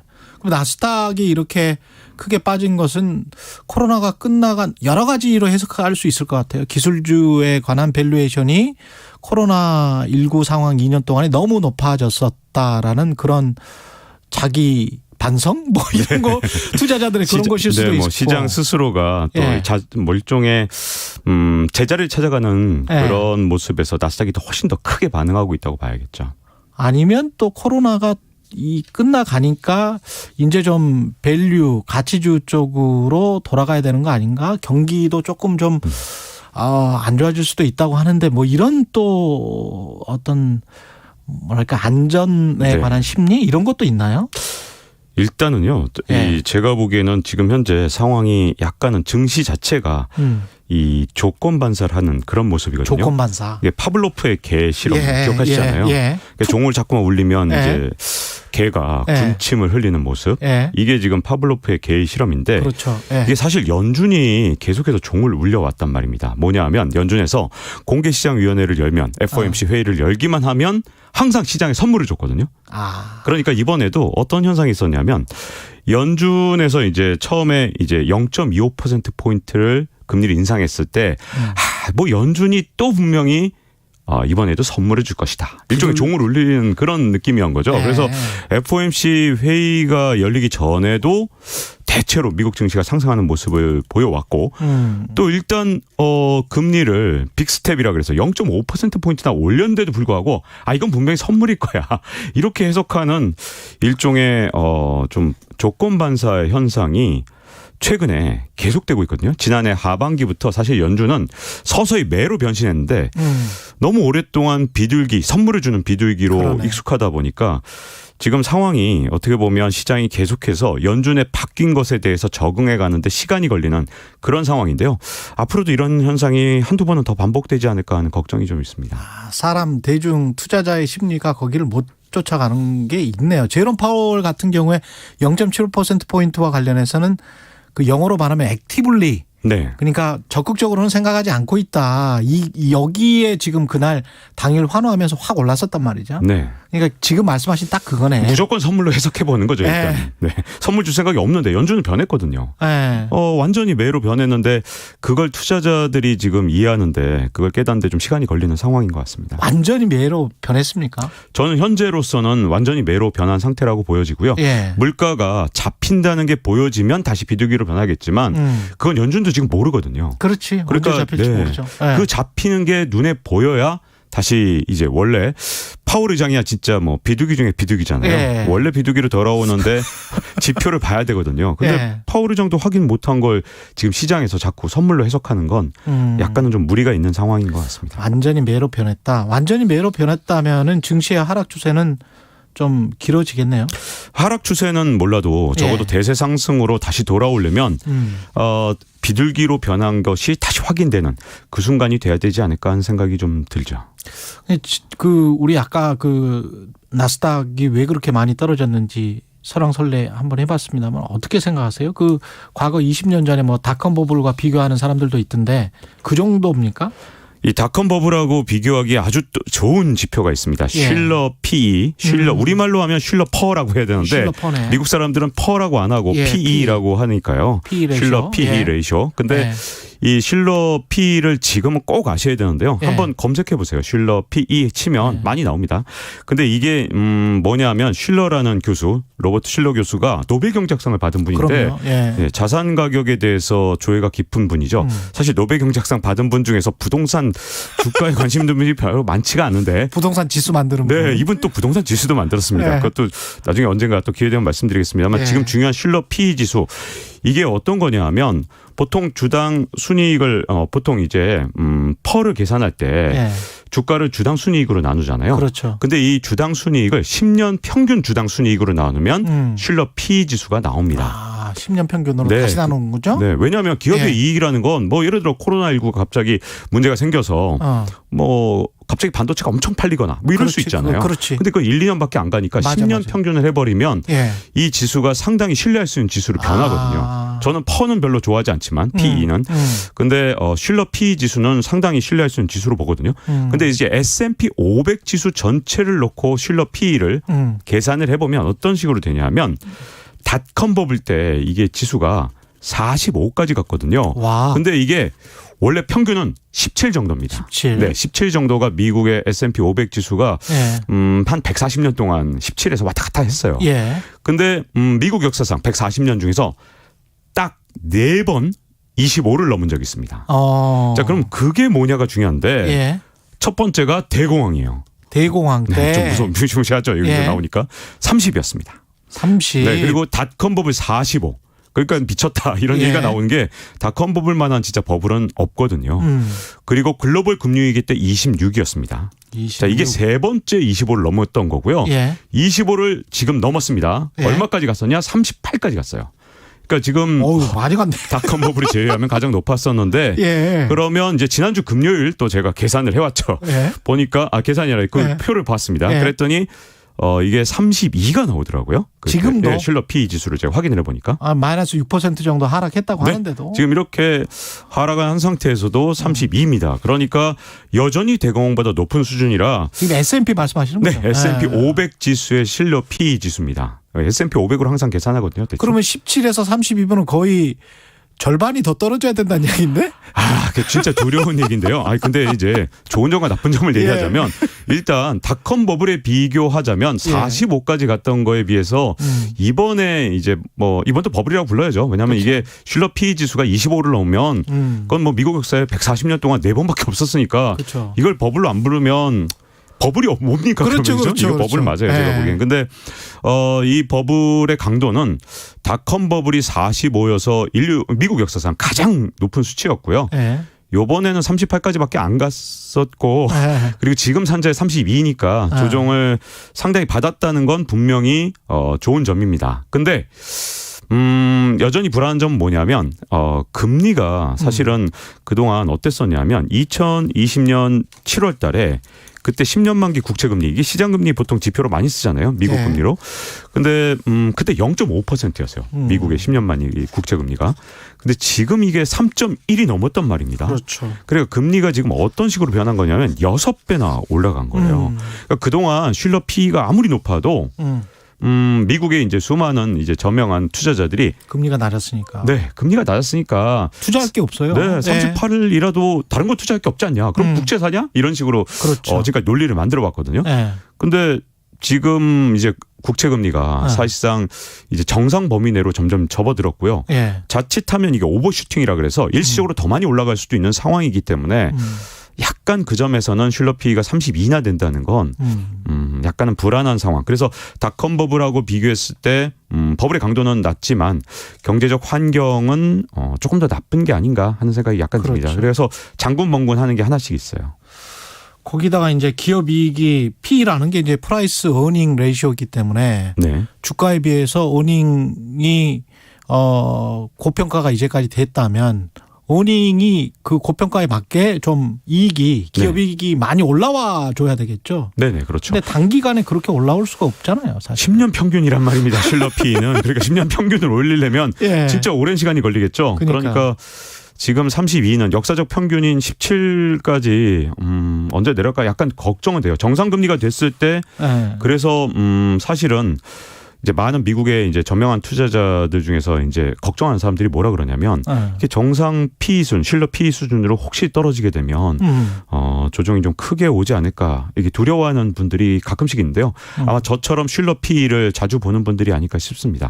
우리나라에서 이거에 관심이 없더라고요. 예. 아예 관심 자체가 없어요. 지금 최근에 최강시사 들으시는 분들은 한번 관심을 갖고 봐주시면 왜냐하면 아까도 말씀하셨지만 좀 늦게 사람이 인지를 하잖아요. 네. 계속 제롬 파울도 뭐 비둘기 파일 것이다라고 생각을 하는데 경제 상황은 또 꼭 그런 게 아닌 것 같으니까 미국이 이런 상황이면 우리나라랄지 뭐 다른 나라들은 어떻게 되는 겁니까? 저는 지금 사실 가장 위험한 신호 중에 하나는요. 달러 패권이 조금 흔들리고 있다는 거거든요. 달러 패권이 흔들고 있다. 네. 예. 뭐 일단은 뭐 여러 가지 이유인데 예. 뭐 미국이 뭘 잘못해서라기보다는 최근에 패권의 변화 중에서 가장 큰 것 중에 하나가 사우디가 자꾸만 위안화 카드를 만지작거리거든요. 예. 하이 우리가 뭐 꼭 반드시 달러로만 거래하라는 법이 있냐? 이러면서 자꾸만 위안화로 가격도 표시하고 위안화로 거래를 할 수 있다. 이런 식으로 약간 위협적인 발언을 살살살살 미국 언론에다가 사우디 왕가가 흘립니다. 거기다가 또 하나 문제는요. 미국 스스로 약간 자초한 측면도 있는데 바이든 대통령이 러시아의 달러와 자산에 대해서 압류 조치를 하고 그랬죠. 이 돈으로 우크라이나 재건에 쓰겠다. 정말 통쾌하죠. 뭐 그렇게 생각하시는 분들도 분명히 있을 겁니다. 그런데 문제점은 이 조치가 미국에서 엄청난 논쟁을 지금 만들고 있는데요. 바이든 대통령의 한 조치는 러시아에 대한 제재가 아니라 미국에 대한 제재나 다름이 없다. 그 이유는 그러면 제3세계나 혹은 언제든 미국하고 척을 질 수 있는 나라에서 그러면 달러로 재산을 모아주겠냐 누가. 예. 또 뭐 그러면 그 나라의 뭐 국고를 뭐하러 달러로 보관을 해두겠느냐. 이렇게 되면 달러의 패권 자체가 뿌리째 흔들릴 수 있다. 미국 내에서의 학자들이 엄청나게 성토하는 조치거든요. 그렇죠. 예. 이 통쾌한 측면만 있지 사실 미국의 전략적으로 옳은지에 대해서는 좀 혼란스러운 부분인데 자 그러다 보니까 지금 달러 패권이 약간 균열이 갔어요. 어떤 상태냐면 댐이 있다. 아주 튼튼한 댐이 있지만 거기에 아주 작은 금이 간 겁니다. 물론 이걸로 달러 패권이 무너지는 건 아니에요. 그렇죠. 하지만 미국도 이거 굉장히 잘 알거든요. 예. 살얼음판이기 때문에 또 뭐 나쁘게 말하면 조금만 흔들리면 지금 뭐 달러를 뭐 갖고 있다고 해서 예전처럼 금으로 바꿔주는 것도 아니고 그냥 종이장이란 말이죠. 오직 미국에 대한 신뢰로 유지되는 이 달러 패권 이걸 지금 만약에 미국이 지키려고 한다면 어떤 방법이 가장 좋은 방법일까요? 지키려고 한다면 어떤 방법이 계속 뭐 빌려주는 수밖에 없는 거 아니에요? 계속 뿌려서 달러를 각국이 전부 다 이제 국고로 어쩔 수 없이 외환 보유고에서 달러를 편입할 수밖에 없게 만드는 방법을 써야겠죠.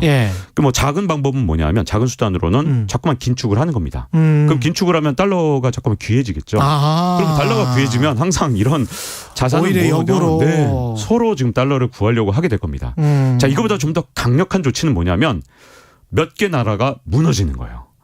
이게 1998년에 동아시아 경제 위기 이후에 일어났던 현상인데 동아시아 경제 위기가 일어나니까 어떤 현상이 일어났냐면 그때 이후에 동아시아 국가들은 달러를 구하는데 진짜 혈안이 됐어요. 우리가 뭐 경험을 했죠. 네, 우리도 경험했죠. 그 뒤로 우리는 항상 이제 우리나라가 튼튼한가 안 튼튼한가를 외환 보유고를 얼마로 쌓아뒀느냐, 특히 달러를 얼마나 갖고 있느냐로 우리나라의 안전성을 평가한 적이 많잖아요.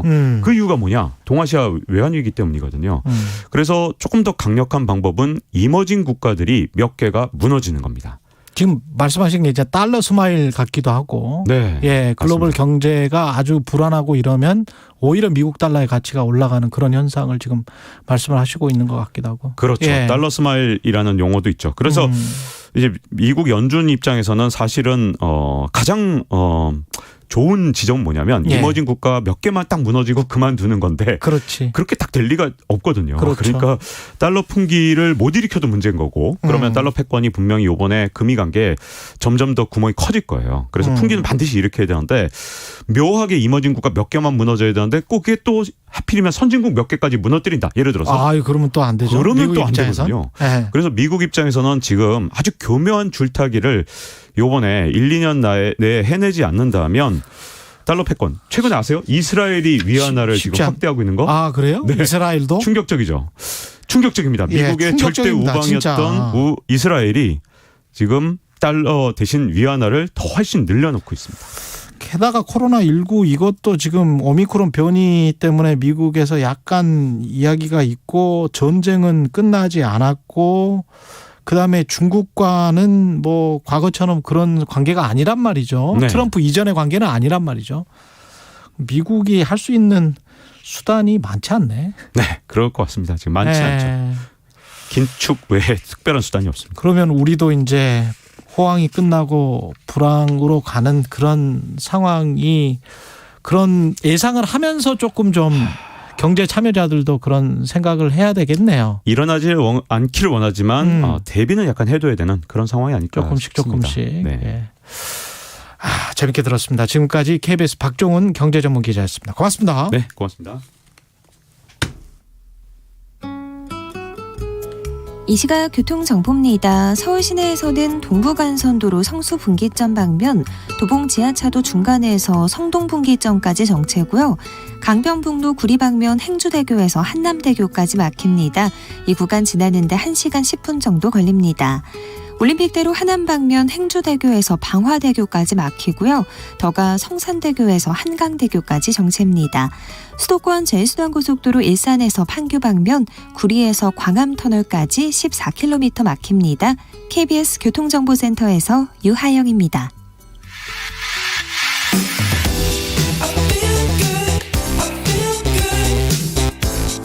세상에 이익이 되는 방송 최경영의 최강시사.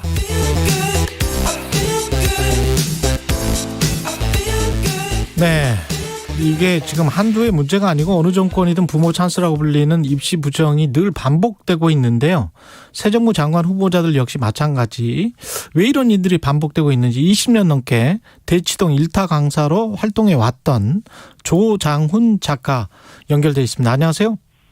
안녕하세요. 조장훈입니다. 예, 그러면 선생님은 지금 작가로만 활동하시고 학원은 안 하세요? 네, 2020년 말로 학원 접었습니다. 아, 왜 접으셨어요? 사실 오랫동안 고민해왔던 일이고요. 예. 그래서 저는 사실 45살 정도까지만 이 일을 하려고 그러시는 마음으로 정해놓고 있었고 주위에도 그렇게 알려놓고 있어서 정리하게 되었습니다. 예, 학원에서 너무 시달리셔서 그런 분들 많으시더라고요. 학원 강사분들 중에서 빨리 그만둬야 되겠다고 생각하시는 분들도 많은 것 같고 수많은 학생 학부모들을 만나셨을 것 같아요. 대치동에서 20년 넘게. 네네. 공통점이 뭡니까? 다들 좋은 대학에 진학하고 싶다는 거죠. 예. 우리나라의 교육열이 아무래도 이제 학벌을 향한 욕망에 좀 지나치게 쏠려 있고요. 그러니까 좋은 대학에 가서 좋은 교육을 받는 건 좋은 일이긴 한데 그러니까 모두들 학벌에 좀 목을 메고 있죠. 전 세계적으로 좀 희귀할 정도로 높은 대학 진학률을 기록하고도 있고요. 이 학벌주의가 좀 폐쇄적인 영고주의로 작동을 하면서 그러니까 출신 대학의 이름이 한 개인의 삶에 실질적인 이익을 가져온다는 그런 사회적인 믿음이 강화된 결과라고 생각합니다. 우리나라만 이런가요? 아니면 동북아권이 다 이런 건가요? 동북아권이 교육열이 전반적으로 높긴 한데요. 그렇죠. 예, 근데 이 대학 진학률이 사실 이 정도가 되는 나라는 전 세계적으로 몇 개 없죠. 그렇죠. 네. 이게 대치동이라는 책도 쓰셨는데 대치동 이 현상 어떻게 정의를 할 수 있을까요? 그러니까 대치동은 다들 아시다시피 전국에서 학원가가 가장 조밀하게 밀집한 사교육 1번지고요. 네. 많은 사람들이 자녀 교육을 위해서 이곳에 살기를 원하기 때문에 지난 30년 동안 부동산 가격과 전셋값 상승을 견인했던 지역이기도 합니다. 그래서 이제 시세 차익 100배가 넘는 아파트 재개발 신화가 만들어지기도 했고요. 그래서 이제 대치동은 이제 우리 구성원들이 좀 자녀 교육과 부동산에 관한 그 세속적인 욕망들을 잘 보여주는 그런 곳인 것 같고요. 네. 네. 여기 지금 부모 찬스 이야기하면서 대치동 뭐 빠질 수가 없고, 그 다음에 무슨 뭐 미성년자들이 뭐 논문을 썼다, 뭐 학회에 뭘 실었다, 뭐 12년간 뭐 1000건이 넘는다는 교육부 조사도 있었고 뭐 이랬는데, 네. 이런 것들이 이제 부모 지휘 능력 뭐 이런 것과 다 맞닿아 있죠. 네, 입사제 초기에 그리고 이제 학종 초기까지도 실제로 부모들의 영향력이 크게 작용한 측면이 있었죠. 예. 그러니까 모두가 대학의 간판이 중요하다고 생각을 하니까 대부분의 학부모가 자녀에게 좋은 학벌을 갖게 해주고 싶고, 돈 많은 부모들도 이건 마찬가지니까요. 돈 들여서 할 수 있는 걸 다 했던 거죠. 예. 입사지 초기에는 이제 정말 모의법정, 뭐 모의국회, 모의유엔 대회 같은 것들이 우후죽순으로 생겨나기도 했고요. 국회의원, 법조인, 교수들이 여기에 이름 걸어주고 또 시상해주고 스펙 만들어준 측면이 있습니다. 계층과 무관하게도 당시에 이제 입사제로 자녀를 지원시키려고 맘먹은 경우에는 자기 형편에서 할 수 있는 방법들을 다 동원했어요. 과장된 활동 확인서도 많았고요. 우체국, 동네 보건소, 뭐 연줄 동원해서 봉사활동 시간 늘려주는 일들도 많았습니다. 이번에 뭐 2만 시간 봉사활동 얘기도 나오던데. 예. 물리적으로 불가능하죠. 3년 넘게 뭐 평일마다 잠도 안 자고 봉사활동 했다는 얘기니까요. 그래서 이제 이런 것들이 깜깜이 입시 전형을 입학사정관제를 너무 빨리 도입을 해서 깜깜이 입시 전형이 돼버리니까 입시 부담이 모두 부모들의 부담으로 돌아갔던 겁니다. 그래서 이제 부모들의 경제력, 사회적 지위, 인맥, 교육 정도의 차이 이런 것들이 고스란히 입시 결과에 드러나게 된 거죠. 근데 사실 뽑는 대학들도 이쯤 되면 한국 대학이든 미국에 있는 대학들이든 동아시아 쪽에서 이런 정도의 그 과다한 스펙, 엄청난 스펙을 가지고 오면 대충 알지 않아요? 혹시? 실제로 그 이전부터도 우수한 스펙들을 가진 친구들이 있었고요. 예. 네, 이런 친구들 중에는 실제로 정말 고등학교 때 뭐 천재적인 두각을 나타내는 경우도 없진 않으니까. 그런 사람도 있겠죠, 분명히. 그렇죠. 그러니까 이런 것들을 확인을 해볼 필요는 있는 건데. 근데 이제 지금 사실 이제 학생부 기재 요령이 굉장히 강화가 돼서요. 예. 그 영향력이 예전보다는 훨씬 줄어든 상황입니다. 아, 그렇군요. 네, 그리고 입사제 시절하고 학종 초기에는 이런 영향력들이 좀 크다고 느꼈죠. 문제는 이제 이 과정에서 이제 교육기회 불평등을 이제 특권계층의 학벌 독점을 해간 게 문제로 보이고요. 그리고 제일 문제는 논문 저자 부정 등재죠. 예. 그러니까 이게 불법적인 일이고 또 공동체적인 가치를 훼손하는 일이어서. 예. 이게 정말 일부 엘리트 계층이 이제 규정 위반으로 이런 특권적인 이익을 얻었다면 우리가 당연히 예민하게 반응해야 되는 부분이라고 생각합니다. 근데 이 대학 졸업 후에 어떤 네트워크랄지 특권층끼리의 어떤 인맥, 학맥 이것도 좀 영향을 끼치는 것 같아요. 왜냐하면 미국이랄지 홍콩이랄지 뭐 그 일본이랄지 더 랭킹에서 좋은. 여보세요? 여보세요? 전화가 끊겼습니다. 지금 뭐 한 3, 4분 정도 더 인터뷰를 해야 되는데 전화를 다시 한번 걸겠습니다. 사실 컨설팅 할 때 휴먼 네트워크뿐만이 아니고 컨설팅 이후에 그 대학에 진학하는 연결돼 있죠? 안녕하세요? 네네네. 예. 컨설팅 이후에 왜 이렇게 한국 대학을 주로 가려고 하는지, 그러면 외국 대학을 가는 데는 인맥 형성에 도움이 안 돼서 그러는 거 아닌지 그런 의심도 들거든요.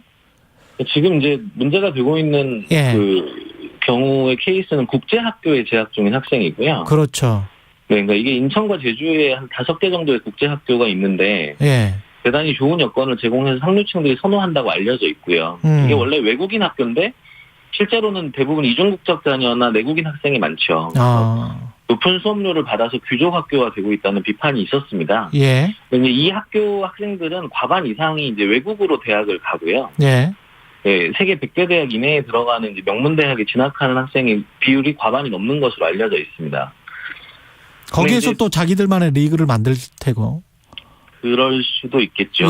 저도 이제 이쪽 국제학교 부분은 좀 다른, 대치동에서도 극히 소수인데다가 또 이게 국제학교는 진학 당시부터 컨설팅을 받는 경우들이 뭐 있다고 들었는데, 뭐 그래서 지금 실제로 이게 뭐 컨설팅 여부나 그 불법성 여부를 제가 정확히 알 수는 없지만, 그런 그 영향의 가능성들을 배제할 수 없는 것 같습니다.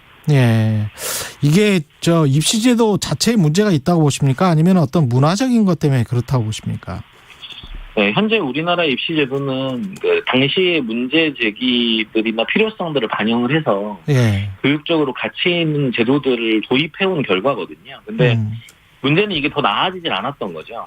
왜냐하면 우리 사회 교육열이 너무 높아서 새 입시제도가 도입되면 모두가 제도의 빈틈을 찾아서 찾으려고 노력을 하게 되고요. 그러면 동원할 자원이 많은 특권 계층들에 의해서 이런 입시제도의 허점들이 해킹되면서 그 교육 불평등이나 뭐 선행사 교육, 공교육 붕괴 같은 문제들이 계속 초래가 되어온 거죠. 그래서 이제 이게 교육열이 이렇게 너무 높은 사회에서 이제 이렇게 계속 악순환이 일어나는 건데요. 저는 그 근본적인 원인이 학벌주의와 교육열에 있다고 보고요. 이 상황의 열쇠를 현재 입시제도의 문제점에서 찾아버리면 계속 악순환만 반복시키는 결과가 될 수 있다고 생각해요. 그래서 뭐 백년지대계까지는 아니더라도 입시제도에 맞게 교육과정을 맞추려면 최소 12년은 필요한 건데 교육정책을 손바닥 뒤집듯이 이렇게 바꾸게 되면 뭐 뜨거운 물 틀고 뜨겁다고 불평하고 찬물 확 틀고는 차다고 하는 샤워실의 바보가 되는 그런 우를 범하는 느낌입니다. 그러면 정시 확대하면 뭐 좀 달라질 것이다. 이거는 반대하세요? 어떻게 생각하세요? 지금 이런 여론들이 많이 커지고 있는데요. 제가 보기에는 이게 지금 불이 나서 뜨거워 죽겠으니까 차라리 옛날 불이 덜 뜨거웠다고 생각하시는 것 같아요. 근데 참 안타까운 건 이제 이렇게 생각하시는 많은 분들이 예전에 행복은 성적순이 아니잖아요. 영화 보면서 울고. 맞아요. 우리 모두 똑같은 교실에 몰아놓고 똑같은 것만 가르치고 있다고 했던 서태지 열광했던 세대들이거든요. 맞습니다. 사실 이제 이렇게 다양하고 놀라운 가능성이 열리는 21세기에 객관식 시험만으로 대학 입시를 하자는 건 퇴행이죠. 그래서 이제 통계적으로도 이분들이 원하시는 결과로 이어지기가 쉽지가 않아요. 그러니까 사교육 없이도 좋은 수능 성적을 내는 학생이 늘 있죠. 코로나19로 시행되었던 실외 마스크 의무 착용이 일부 해제됐습니다. 이제 혼자 조깅을 하거나 335 모여